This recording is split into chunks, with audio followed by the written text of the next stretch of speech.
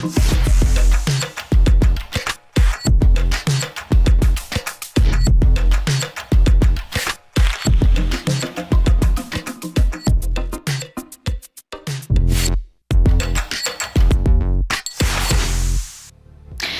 бинандагони азиз ва хуш омадед ба нашри навбатии барномаи ахбори озодӣ ки шуморо бо тозаҳои тоҷикистону ҷаҳон ошно мекунад. имрӯз 9 апрел аст ва нахуст сархати чанде аз мавзӯъҳои барнома. тақсими дорои маҳви кирми рӯдавумеда дар байни хонандагони тоҷикистон баҳсбарангез гардид. вазорати тандурустӣ шарҳ дод. албендазол худаш дар бозори дохилӣ ҳаст, бо номҳои гуногун ҳаст, худи албендазол ҳаст, мебендазол ҳаст.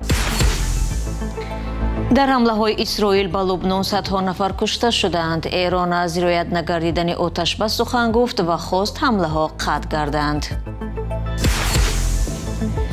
ва мардум дар исфара ихтиёрӣ барои ободонии хайрия ҷамъ оварданд ва ё дастур аз боло буд ва ночор ба қутиҳо пул рехтанд. ساکنان محله و بیناها هم مجبورند که پول جمع آورند چون که یک روز کارشان به رئیس محله و یا بینا می افتد که سندی از او بگیرند. اسرائیل روز چهارشنبه 8 اپریل با حمله‌های سخت به لبنان صدها نفر را کشت.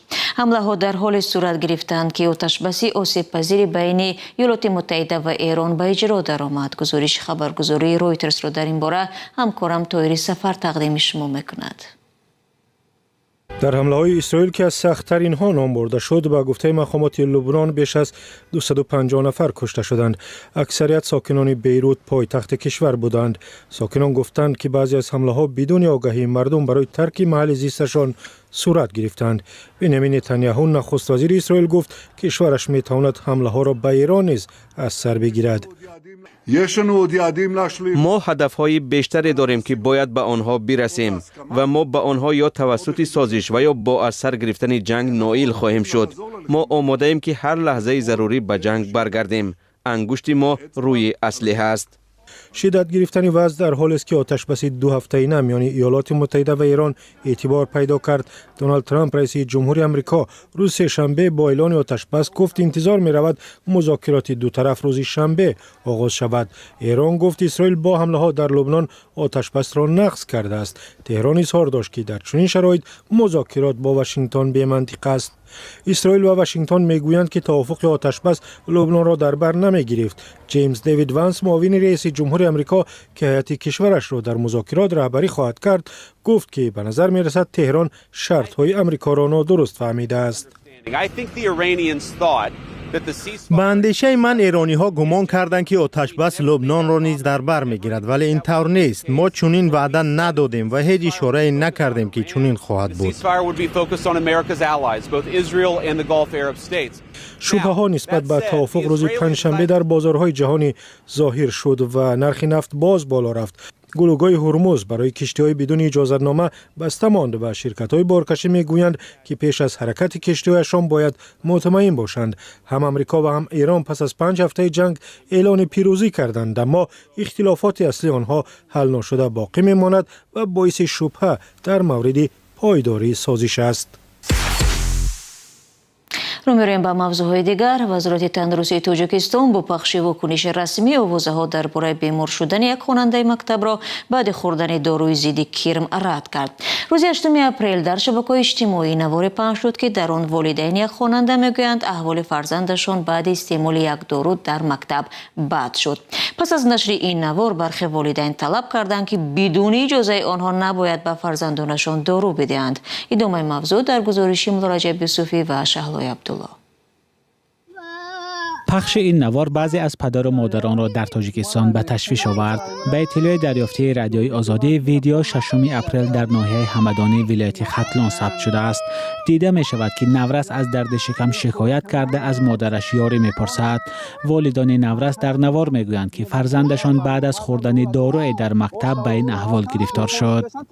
جستجوی رادیوی آزادی نشان داد که نورس 11 ساله و خواننده مکتب رقم 22 در ناحیه همدانی است. یک مسئول مسئول مکتب به رادیوی آزادی گفت احوال خواننده بعد از خوردن داروی البندازول که برای نابود کردن کرمی روده است بد شد. او و چند خواننده دیگر از دل به حضوری و سرچرخه شکایت کردند. به گفته همصحبت ما یکی از آنها به بیمارخانه برده شده. بعد از پهن شدن نوار مقامات کارهای داخلی و دادستانی به تحقیق حادثه سر کردند. وزارت تندرستی تاجیکستان خبرها را درباره بد شدن وضع سلامتی خواننده ها پس از خوردن داروی ضد کرمی روده رد می کند. در وزارت گفتند که هر سال برای پیشگیری و نابود کردن کرمی روده به خوانندگان دارو می دهند. دارویی که مثال به ما بیگانه است، البته وقت طلب میکند که او از تمام نمود تشخیص ها گذرد و ما از آن دست میکشیم یک بار. بنابراین داروی شناخته را میگیریم که علاقه در تاجیکستان استفاده شده است، یعنی سالهای پیشین و نتیجه خوب هم داده است. اصلا البندازول خودش در بازار داخلی هست. طبق معلومات از منابع باز البندازول برای محو کرمی روده پیش بینی شده است. این دارو برای نورسان از 17 تا 14 ساله پیش بینی شده می تواند در برخی ها باعث به دل به حضوری، درد سر یا سرچرخه شود. در وزارت تندرستی گفتند که به پزشکان چند قاعده اساسی را فهمانیدند. ما از کارمندان مؤسسه طب با دستور عمل ها شناس می شوند که در کدام وقت باید بدهند، یعنی کودک آیا غذا خورده باشد یا نه. این یک مسئله. دوم یعنی که اگر سحر باشد، خب نصف روزی باشدم تاکید میکنن، یک روز پیش تاکید میکنن که فردا دوره دارو تقسیم کنی است، البته دلی نهار نآید، یعنی که یک چی باید بخورن پیش از استعمال دارو. ساکنان در خیابان‌های شهر دوشنبه درباره اقدام وزارت تندرستی نظر یکسان ندارند. خیر اگر لازم ببینن دکترا ما راضی هستیم. برای چی؟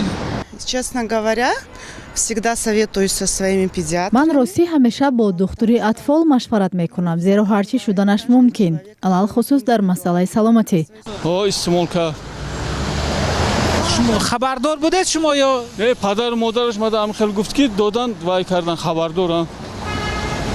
یگان حالتش دیگه شد یا نه دیگه نشده، یک خیلو وای شده، اشکمدار شده، کروش همین خبر شده، لیکن نقص پریناست کرد. در تاجیکستان نورسان از لحظه تولد تا 18 سالگی با واکسین‌های گوناگون ام کرده می‌شوند، اما خیلی کم اتفاق می‌افتد که در پی امکانی یاد دادن دارو به نورسان چون این سر و صدا به میان آید. برنامه را ادامه می‌دهیم. هم در صحیفه های مربوط به مقامات و ساکنان شهر اصفهان در ولایت سوخت یکمون می شود که معرکه جمع‌آوری مبلغ از سوی ساکنان تبلیغ می گردد. مقامات شهر اصرار می ورزند که این معرکه اختیاری است و پول‌های جمع شده برای آبادانی خرج می شوند. هرچند ساکنان به این شبهه دارند. گذشته از این به گفته آنها چنین معرکه ها اکثرا قبل از سفر پرزیدنت تاجیکستان به این منطقه ها گذرانده می شود. همکارم خیرامان بقازاده گزارشی نسته شیوریم در این باره را پیشنهاد شما میکند. در جماعت نوگیلمی شهر اصفهان معرکه‌ای به اصطلاح خیریوی جریان دارد. شخصان اکثرا بزرگسال به قوطی مخصوص پول می‌پردازند. برخی کمتر و بعضی هم بیشتر. مقامات اصرار دارند که این تشبث اختیاری و خودجوش است. اما طوری در نوارها دیده می شود ساکنان پس از انجام کاری خیر به نزد میز رفته خود را نامنویس می کند. منصبداران چنین معرکه خیریه را در گوشه های شهر اصفهان از جمله جماعت چارکو برگزار کردند. ما آمدیم از شهر مسکو، من رئیس نو شاهی کارشون کرد برای آبادانی شهر همه باید ایسا گذار بوده. به نظر می رسد فکری برگزاری معرکه های خیریوی که با تقدیم ماشین و تجهیزات برای خدمات کمونالی شروع شد به اجرا کننده وظیفه رئیس شهر شریف جان جورزاده تعلق دارد. او ماه ینور امسال به این وظیفه تعیین شد. صاحبکار موفق با درست انجام کشف تکنیکی برای مسئله دولتی آبادانی تقدیم گردیده بود.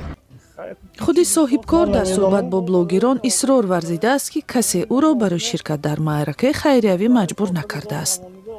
اما تعدادی از مردم به این گفته‌های صاحبکار با شبهه می‌نگرند. در شبکه‌های اجتماعی اکثریت به اختیاری بودن یاری‌ها باور ندارند.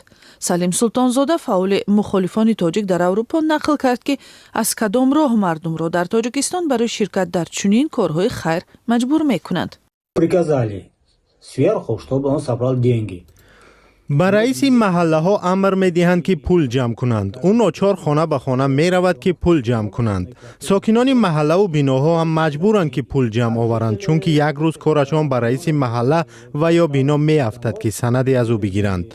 آنگونه که می دانیم در تاجیکستان رشوه‌خوری زیاد است و رئیس محله می تواند به او با هر بهانه سند ضروری را ندهد. Прийти к этому домкому управленцу за какой-нибудь бумажкой. این فعال مخالفین به اون توجه کرده است که معرکه‌های خیریوی به روزهای سفری رئیس جمهور امامعلی رحمان به منطقه راست آمد. Я думаю, самой главной целью это было визит.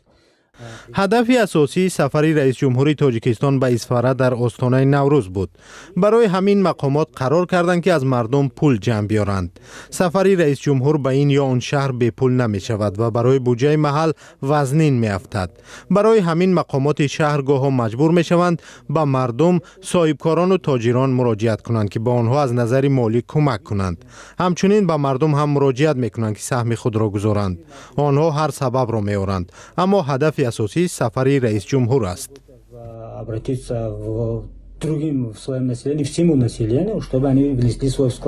پیشتر رسانه‌ها خبر داده بودند که مقامات محلی برای تشکیل چاره‌بینی‌ها در آستانه سفری پرزیدنت از مردم پول جمع می‌آورند.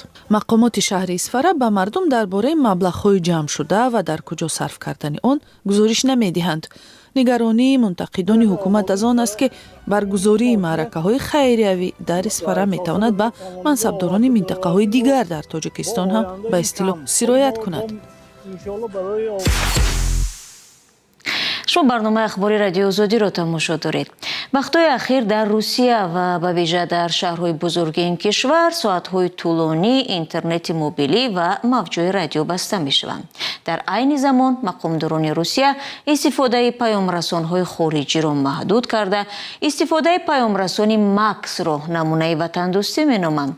خبرنگاری ریترز در صحبت با ساکنان مسکو نظری آنها را در این باره پرسان شد و کیومرسی عطا گزارش می‌دهد. کرمل با هر راه و واسطه می‌خواهد که مردم روسیه را به پیامرسان یا مسنجر ماکس زیر حمایه دولت آبونه کند، اما بسیاری ها نمی‌خواهند از آن استفاده برند و اصرار می‌ورزند که کار ماکس کمبودی زیاد دارد. وقتهای آخر روسیه با هر بهانه اینترنت موبیلی، خدمات پیامرسان‌های خارجی و VPN یا فیلتر شکن‌ها را متوقف کرده کاربران را به استفاده از ماکس تشویق می‌کند. آن همچون پیامرسان ملی توصیف می شود. ماکس مالکیت شرکتی می باشد که صاحب آن پسر یکی از یاوران پرزیدنت روسیه ولادیمیر پوتین است. ایرینا ماتوییوا نوازنده یکی از طربخانه‌های مسکو میگوید پیامرسان ماکس را در تلفنش نصب کرده است تا با شاگردانش در تماس باشد. به غیر از هنرنمایی در اینجا من در یک استودیوی خصوصی هم به شاگردانم درس میدهم و باید با آنها قریب که شبانه روزی در تماس باشم. بعضا نواری لازم است، بعضا مصلحت دادن ضرور می شود. از زمانی که تلگرام را بستند این مشکلی بزرگ شده است. هنرمند دیگر این گروه ناتالیا ترخووا میگوید مقامات با بهانه‌های امنیتی اینترنت موبیلی و موجها را دستنارس میکنند. مقامات در مرکز شهر موجهای رادیو را منجمد می کنند. ما هنرمندان از موج رادیو استفاده می بریم. رادیو، میکروفون ها، پیوست ساکسافون یا مثلا همین گیتار به واسطه موج است تا ما توانیم آزادانه در صحنه حرکت کنیم. وقتی موج بسته می شود باید به موج دیگر گذارید و یا اسباب هنری از کار می ماند. به قول این هنرمند مقامداران پیش از تشویق ماکس میبایست تمام کمبودهای این پیامرسان را از بین میبردند و افزود که توسط ماکس فرستادن و قبول کردن نوار و عکس آسان نیست. منصبداران روس پیامرسان‌های خارجی را وسیله خدمات جاسوسی کشورهای خارجی دانسته استفاده از شبکه‌های اجتماعی را با مانند واتساپ و تلگرام محدود کردند. فعالان مخالفین تأکید می‌کنند که خدمات امنیتی با پیامرسان ماکس دسترسی داشته هوش مصنوعی با قرائت اطلاع خصوصی روی خط تهدیدهای احتمالی امنیتی و دیگر اندیشان را ترتیب می‌دهد. بعضی دپوتات ها طلب دارند که هر یک نفر پیامرسان ماکس نصب کند. اگر ماکس نصب نکرده است پس او دشمن مردم است. میخواهم سوالی را مطرح کنم که چرا انسان حتما این کار را اجرا کند؟ شاید نمیخواهد. مردم روس عنعنه طولانی مقاومت پنهانی به سنزوره دولت را داشتند. دوستان مهربان، با همین گزارش نشر نوبتی اخبار آزادی را به پایان میبریم. سپاسگزاریم که تا این لحظه ما را همراهی کردید. چون همیشه خبر و گزارش‌های بیشتر را هر وقت که خواستید در وبسایت azadi.org میتوانید پیدا کنید و همچنین صفحه های ما در فیسبوک، تلگرام، اینستاگرام و تیک تاک و کانال آزادی ویدیو در همین یوتیوب در خدمت شما عزیزان است. اگر شما هم شاهد حادثه شدید لطفاً ما را در جریان گذارید. تا ملاقات فردا خود را احتیاط کنید و خدا نگهبان.